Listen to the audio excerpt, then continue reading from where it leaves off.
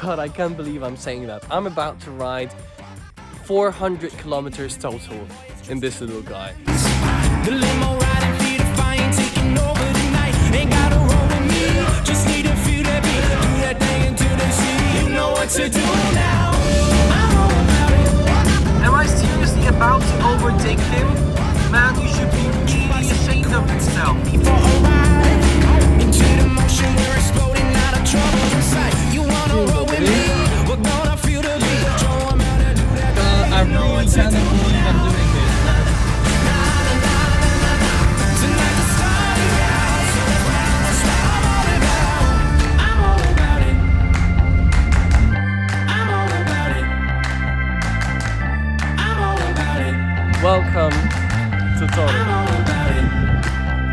Man, it is so difficult to find a quiet spot to film in this town because it's so vivid. There's just so much going on. There are magicians, there are musicians, there are singers, there are celloists, there's so many people on the streets. It's just so lively. But we are here to talk about the complete opposite, about being alone, being by yourself.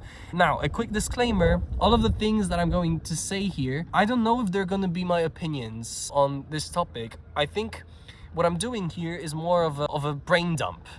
So these might be things that just come through my mind, but are not set in stone opinions that I eventually will have, because I went on this adventure completely alone and some things popped into my head. First of all, I feel like there's a lot of misconceptions about being alone. The first one that comes to my mind is people often say that if you are not comfortable by yourself being alone, you will never be comfortable around others. And I'm not sure if I agree with that. I know a lot of people who hate being alone, but are great amongst others in social situations. They're called extroverts. What I would distinguish here is more if you don't like yourself, if you don't like who you are, if you don't love your character, I think it might be really difficult for you to make others love you in that kind of way.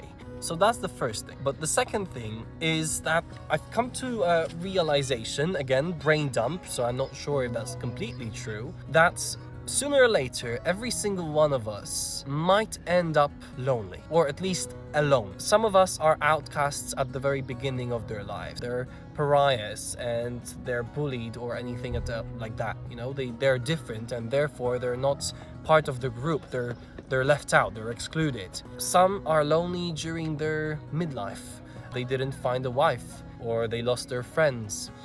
And some are lonely at the very end. They've had a great social life throughout their entire lives, but they died last, so to speak, and they're lonely at the very end. So, I don't know, it's just a thought that maybe at some point in our lives, every single one of us will be alone for a while.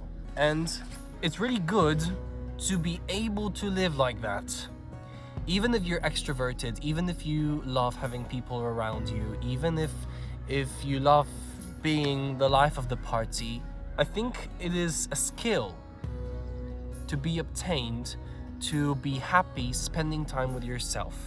There's actually scientific evidence that spending some time yourself, just completely alone every single day, increases your productivity, increases your mood levels, it helps you stabilize and be less of a mood swinger. But I don't know, I feel like sitting alone here, even in front of a camera if you want to, or with a diary or with a book, just having some time to be with your thoughts is something that really opens up creativity. Even though I am incredibly inspired by other people and having deep conversations with them and hanging out, traveling, partying and doing all that kind of fun stuff with them, I find that a lot of creativity and a lot of ideas that I have come from moments of complete silence and stillness and emptiness, because that is when my brain kind of goes into this completely weird dumb role, and that is when I come up with the most creative things. And that is why I think it is really, really, really, really beneficial to spend some time alone every now and then, to go on a solo trip, to go to a restaurant by yourself, as cringy as that might feel.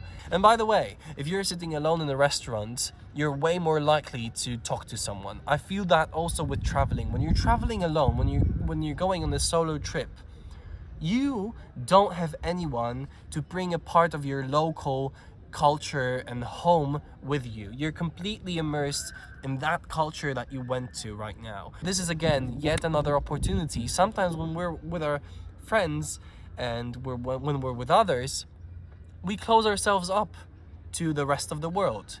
It's kind of like a bubble that we sit in, and therefore we are unaware of what's going on around us. These are some of my quick thoughts. I hope this made sense because this was completely unscripted. I was literally just sitting here, my phone on a rock, somewhere in the middle of Toruń. My thoughts on being alone, sitting here alone with you guys. Hope you enjoyed this. See you in the next one. Bye bye.